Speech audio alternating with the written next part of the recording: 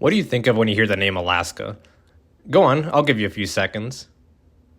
Okay, that's enough. I really gotta keep this video brief. If you guessed pristine glaciers, lovely mountains, beautiful auroras, snow, and a whole lot of polar bears, then you'd be right.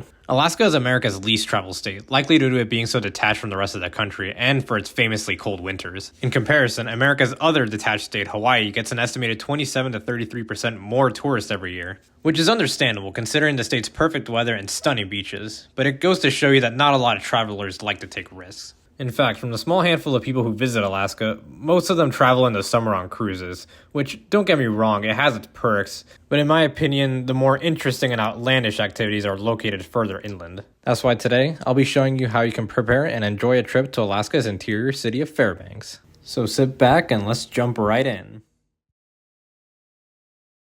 If you somehow weren't paying attention earlier, this guide will be focusing on a winter trip, not a summer trip. Besides, in the summer, the interior region is riddled with pesky mosquitoes. Anyways, located deep within Alaska's interior, this city has a perfect blend of familiar urban life and treacherous uncharted wilderness for you to enjoy. To prepare for a trip such as this, unfortunately you do have to start with some investing. Standard winter attire is not going to cut it here, unfortunately. In winter, even as late as early March, temperatures can go as low as minus 30 degrees Fahrenheit.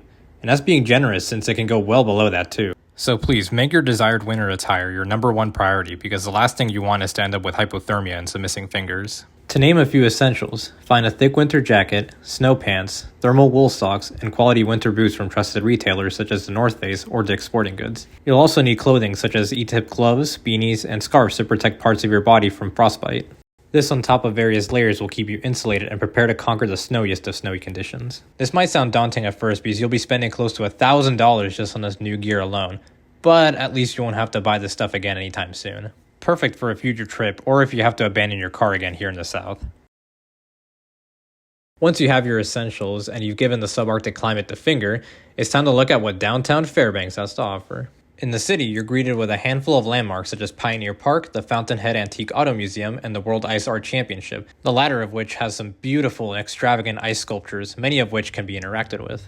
However, from personal experience, the University of Alaska's Museum of the North is an absolute must-visit if you're interested in Alaskan history. The museum has a cheap entry fee and features artifacts ranging from old dinosaur fossils, strange local wildlife, and even World War II era items. Just makes you wonder why your local college just can't have nice things now, can it? Oh, and also take a good look at the stuffed polar bear here because it's the only one you're going to be seeing this whole trip.